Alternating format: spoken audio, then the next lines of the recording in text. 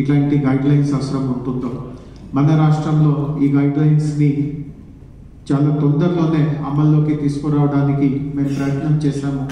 కానీ కొన్నిటికి సంబంధించిన ముఖ్యంగా ఇందాక చౌహాన్ గారు ఒక చాలా ముఖ్యమైన విషయం మీద మాట ఇచ్చి వెళ్ళారు. దట్ 2 వారాల్లోపు ఆయన ఆ కమిటీ ఏర్పాటు చేస్తారు. దాన్ని మానిటరింగ్ కమిటీ అనే పేరు ఇవ్వచ్చు, రెగ్యులేటరీ కమిటీ అనవచ్చు. ముఖ్యంగా రిజిస్ట్రేషన్ చేసే బాధ్యత కూడా ఆ కమిటీకి ఉంటుంది. సో ఇది ఒక చాలా ముఖ్యమైన నిర్ణయం అన్నమాట. ఎందుకంటే మీ దగ్గర ఈ డైరెక్ట్ సెల్లింగ్ కార్యక్రమం జరుపుకోవడానికి మీ దగ్గర సరైన వ్యవస్థ ఉంటే రిజిస్ట్రేషన్ సులభం అవుతుంది. రిజిస్ట్రేషన్ అయ్యాక మీ పైన ఏమాత్రం కూడా అంత అనుమానం పడే పరిస్థితి ఉండదు. ఎందుకంటే మీరు ఆల్రెడీ రిజిస్టర్ అయ్యారు కాబట్టి మీరు ఎవరెవరిని డైరెక్ట్ సెల్లర్గా నియమించుకోబోతున్నారో వాళ్ళకి ఐడెంటిటీ కార్డ్స్ ఇస్తున్నారు. ప్రభుత్వ తరఫున కూడా వాళ్ళపైన ఆదరణ ఉంటుంది, గౌరవం ఉంటుంది. సో ఎన్నో సంవత్సరాల నుంచి ఈ కమిటీ వ్యవస్థ లేకపోవడం వల్ల ఈ కార్యక్రమం అంతా నిలిచిపోయింది. అంటే రెగ్యులేషన్ లేకుండా కూడా మీరు పని చేస్తూ ఉన్నారు. అండ్ ఇందాక వారు అన్నట్టుగా సుమారు ఒక 1,50,000 మంది ఈ రంగంలో తెలంగాణలో ఉన్నట్టుగా వాళ్ళ నివేదికలో తెలియపరచడం జరిగింది. కానీ రెగ్యులేషన్ తీసుకువస్తూ ఉంటే ఇందాక చెప్పినట్టుగా ఎవరైనా తప్పు చేసే ప్రయత్నం చేస్తూ ఉంటే చౌహాన్ గారు కూడా కొన్ని ఉదాహరణలు చెప్పారు. పేరు ఒకరిది ఉంటుంది కానీ పని ఇంకొక తరఫున జరుగుతూ ఉంటుంది. ఇట్లాంటి కొన్ని మోసాలు కూడా జరిగే పరిస్థితి ఉంటుంది. అండ్ గతంలో కూడా ఇందాక సంజీవ్ గారు కూడా చెప్పారు, ఒక సంస్థ పైన కేసు పెట్టడం జరిగింది. ఆయన జైల్లో ఉన్నారు. ఆయన సంస్థ అంతా కూలిపోయింది ఆ కేసు కావడం వల్ల. అట్లాంటివి కూడా కొన్ని అవాంఛనీయాలు ఆపుకోవడానికి మనకు ఈ కొత్త విధానం తీసుకురావడం వల్ల అవకాశం ఉంటుంది. బట్ చౌహాన్ గారికి నేను ఒక ముఖ్యమైన సలహాలు కూడా ఇచ్చాను. అంటే ఆయన ఇప్పుడు లేరు కానీ ఇక్కడ పక్క కూర్చోవడం వల్ల కొన్ని చిన్న విషయాలు మాట్లాడడానికి వీలైంది. వారికి నేను ఇంకొక చాలా ముఖ్యమైన విషయం ఏం చెప్పాను అంటే, మీరు ఏది కమిటీ పెడతా ఉన్నారో అసోసియేషన్ సభ్యులని కూడా దాంట్లో చెప్పండి. అంటే దాన్ని ఒక ప్రభుత్వ సంస్థగా మారవద్దు. వాళ్ళు కూడా దాంట్లో మన ప్రతినిధిగా ఉంటే, సభ్యుడుగా ఉంటే వాళ్ళపైన కూడా బాధ్యత పెరుగుతుంది. ఎందుకంటే అంటే ప్రభుత్వం మాత్రమే అందరిపైన నిఘా పెడుతూ ఉండాలి, ఇది కరెక్ట్ కాదు. మీలో కూడా కొంతవరకు ఆ బాధ్యత రావాలి. దట్ సరే మేము కరెక్ట్గా చేస్తూ ఉన్నాము, బట్ ఎవరైనా తక్కువగా చేస్తూ ఉంటే వాళ్ళ సమాచారం మేమే ఎందుకు ముందుకు వెళ్ళి వాళ్ళకి చెప్పకూడదు. పోలీస్కి కానీ, కన్జ్యూమర్ అఫేర్స్ శాఖ వారికి కానీ, మా ఇండస్ట్రీ శాఖ వారికి కానీ మేమే ఎందుకు ఈ విషయాల్ని బహిరంగ ఎందుకు చేయకూడదు. సో ఎవరో పోలీస్ తరఫున ఎవరో వస్తారో, వాళ్ళ దొంగల్ని పట్టేస్తారు, అంతవరకు నేను ఏం చేయమో చూస్తూ ఉంటాను, నిద్రపోతూ ఉంటాను, ఇట్లాంటి ఆలోచన ఉంటే చివరిలో మొత్తం ఈ డైరెక్ట్ సెల్లింగ్ సమాజం పైనే ఇట్లాంటి దుష్ప్రభావం వస్తుంది. సో మీలో కూడా చొరవ ఉండాలి. అండ్ దానికోసం ఈ సంస్థలో, ఈ కమిటీలో నేరుగా మీ ప్రతినిధులు ఉంటే వాళ్ళకి కూడా ఏ రూపంలో పరిస్థితి ఉంది, ఎట్లాంటి సమస్యలు వస్తూ ఉన్నాయి, పరిష్కారం ఎట్లా చేయవచ్చు, అట్లాంటి కూడా కొన్ని సలహాలు, సూచనలు, కొంత బాధ్యతలు తీసుకోవడానికి కూడా వాళ్ళకి విసులుబాట్లు అవుతుంది. సో ఇందాక వారు చెప్పినట్టుగా 2 వారాల్లో ఈ కమిటీ వస్తుంది. సో మనము ఈ కమిటీ రాగానే తదుపరి చర్యల్ని కూడా చాలా త్వరితగతిలో తీసుకురావడానికి మేము కూడా కృషి చేస్తాము. ఎన్నో సంవత్సరాల నుంచి నిలిచిపోయిన ఈ రిజిస్ట్రేషన్స్ ప్రక్రియని మొత్తట్లో ప్రారంభిస్తాము. తర్వాత ఇందాక మన సూరి గారు వారు కూడా మాట్లాడారు దట్ ఈ రంగంలో కూడా డిజిటల్ని ఉపయోగించే చాలా అవకాశం ఉంది. సో ఇప్పుడు తర్వాత మీకు ఎప్పుడైనా వీలవుతూ ఉంటే మీరు నా ఆఫీస్లో ఈ డైరెక్ట్ సెల్లింగ్ వ్యవహారం చూసే సహచరు వాళ్ళు వత్సల గారు ఉన్నారు. వారికి కూడా మీరు కొంతసేపు అవకాశం ఇస్తే, ఇప్పుడు మన అందరికీ తెలుసు ఈ డెలివరీ చేసే ఒక కొత్త వ్యవస్థ వచ్చింది. దాన్ని గిగ్ వర్కర్స్ అంటారు.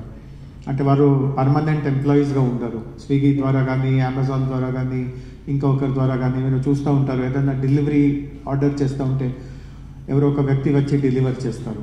కానీ వాళ్ళ ఎంప్లాయీస్ కాదు. వాళ్ళు ఎన్ని డెలివరీస్ చేస్తారో దాన్ని బట్టి వాళ్ళకి కొంత కమిషన్ వస్తుంది. అండ్ వాళ్ళు ఒకరికి సంబంధించిన డెలివరీ చేయాలి, అట్లా కూడా అనివార్యం కాదు. ఆయన దినమంతా ఊబర్ డ్రైవర్గా ఉండవచ్చు, రాత్రి స్విగ్గీ దగ్గర డెలివరీ చేయవచ్చు, ఇంకొక సందర్భంలో ఇంకొకటి చేయవచ్చు. సో అట్లాంటి వాళ్ళని గిగ్ వర్కర్స్ అంటాము. సో గిగ్ వర్కర్స్ సంక్షేమం కోసం కూడా రాష్ట్ర ప్రభుత్వం ఒక కొత్త చట్టం తీసుకువస్తూ ఉంది. సో ఆ చట్టం నిర్మాణంలో వారు కూడా ఒక గ్రూప్లో వారు కూడా ఉన్నారు. సో గిగ్ వర్కర్స్ కోసం ముఖ్యంగా వారి నుంచి తెలుసుకునే విషయం ఏముంది అంటే డిజిటల్ని ఎట్లా ఉపయోగిస్తున్నాము. So I'm just telling them, you may not be able to follow. I just told them that we are developing that digital tool for the gig workers welfare policy. So I just asked them to give you some 5 minutes opportunity for you to explain how we are using the digital platform to register all the gig workers, monitor their transactions and so on and so forth. So ఎప్పుడన్నా మీ దినమంతా కార్యక్రమం ఉంది but 5-10 నిమిషాలు వారికి కలితే వారు వీడిగా అయినా lunch బ్రేక్లో కానీ ఎప్పుడైనా కానీ వీడిగా వారితో కలుసుకోగలితే గిగ్ వర్కర్స్ కోసం డిజిటల్ని ఎట్లా ఉపయోగిస్తున్నామో అట్లాంటివి తెలుసుకోవడానికి మీకు అవకాశం ఉంటుంది. అండ్ అదే పద్ధతి ఇక్కడ మీరు అన్నారు 1,50,000 మంది సెల్లర్స్ ఉన్నారు. సో వాళ్ళని కూడా మనము అదే తరహాలో ఒక డిజిటల్ పద్ధతిగా మనము వాళ్ళని నమోదు చేయగలిగితే అప్పుడు మానిటరింగ్ చేయడం కూడా సులభం అవుతుంది. అండ్ మీరు ఇందాక వారు మాట్లాడేటప్పుడు చెప్పారు దీంట్లో ఎక్కువ మంది మహిళలు ఉంటారు, స్త్రీలు ఉంటారు. ఇంకొక ముఖ్యం చెప్పారు, చాలామంది చాలా సాధారణ కుటుంబంలో జన్మించిన వాళ్ళు ఉంటారు, కానీ వాళ్ళకి మంచి శిక్షణ ఇచ్చి వాళ్ళ నైపుణ్యాన్ని పెంపొందించి వాళ్ళలో ఒక సమాజంలో కూడా వాళ్ళ స్థాయిని పైకి తీసుకువెళ్ళడానికి, సమాజంలో వాళ్ళ గౌరవాన్ని ఎదిగించుకోవడానికి ఈ మన ఈ ఇండస్ట్రీ కృషి చేస్తూ ఉంది. ఇవన్నీ చాలా హర్షణీయ విషయం. అండ్ ముఖ్యంగా ఇట్లాంటి కారణాల వల్లనే ప్రభుత్వానికి కూడా ఈ వ్యవస్థని, ఈ ఇండస్ట్రీని ఇంకా పటిష్టం చేయాలి అని మాలో కూడా అట్లాంటి ఒక సంకల్పం ఉంది. అంటే మీరు సాధారణ కుటుంబం వాళ్ళ కోసం పని చేస్తున్నారు, వాళ్ళ జీవితంలో మార్పు తీసుకురావడానికి కృషి చేస్తున్నారు, వాళ్ళ ఆదాయం పెంచుకోవడానికి కృషి చేస్తున్నారు. సో ఇవన్నీ ఒక మంచి ఉద్దేశాలతో మీరు ముందుకు వెళ్తున్నారు. కాబట్టి ప్రభుత్వం కూడా మీరు చేస్తున్న దానికి చేయూత ఇచ్చడానికి ముందుకు వస్తుంది. మళ్ళా చెప్తున్నాను, చౌహాన్ గారు కూడా చెప్పిపోయారు, నేను కూడా అదే విషయం చెప్తున్నాను. కొంతమంది చేస్తున్న తప్పుల వల్ల మొత్తం ఇండస్ట్రీ మీద ప్రమాదం వచ్చే అవకాశం ఉంది. సో చాలా జాగ్రత్తగా ఉండాలి. మన చౌహాన్ గారు కూడా పోలీస్ శాఖకి సంబంధించిన వ్యక్తి. ఇంకా గతంలో కొంతమంది పోలీస్ ఆఫీసర్స్ కూడా ఈ రంగంని చాలా లోతుగా అధ్యయనం చేసి మనీ లాండరింగ్ స్కీమ్స్ ఉంటాయి, అంటే మల్టీ లెవెల్ MLM అంటారు, multi level money laundering. So కొంతమంది పోలీస్ తరఫున జరిగిన దర్యాప్తులో ఇది కూడా తెలిసింది, డైరెక్ట్ సెల్లింగ్ని ఒక MLM కోసం ఉపయోగిస్తున్నారు. అంటే వేరే దగ్గర హవాలా ద్వారా వచ్చి సంపాదించిన డబ్బుని నల్లధనాన్ని అంటారు, అట్లాంటి డబ్బుని దీంట్లో మళ్లించుకోవడానికి ప్రయత్నం చేస్తున్నారు. సో ఇవి అన్నీ నేరం. అంటే మీరు ఎంతైనా మంచి హృదయంతో ముందుగా వచ్చిన నేరంగానే చూడాలి.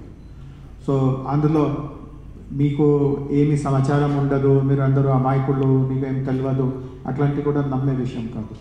సో ప్రభుత్వం దగ్గర నుంచి మీరు సహాయ సహకారం ఆశిస్తూ ఉంటే మీరు కూడా ఇట్లాంటి అవాంఛనీయ జరగకుండా మీరు కూడా ఇట్లాంటి విషయాల్ని బహిరంగ చేయడానికి, అంటే మీ పైన ఏమాత్రం సమస్య ఉండదు, మీరు రహస్యంగా సమాచారం ఇచ్చిన, మీరు ఎవరు ఎక్కడి నుంచి మాకు సమాచారం వచ్చిందో ఇవన్నీ గోప్యంగా ఖచ్చితంగా పోలీస్ వాళ్ళు కానీ వేరే శాఖ వాళ్ళు కానీ అది ఖచ్చితంగా ఉంచుకుంటారు. సో ఏమాత్రం భయం లేకుండా ఇట్లాంటి అవాంఛనీయాల్ని మీరు అరికట్టుకోవడానికి మీరు కూడా ముందుకి రావాలి.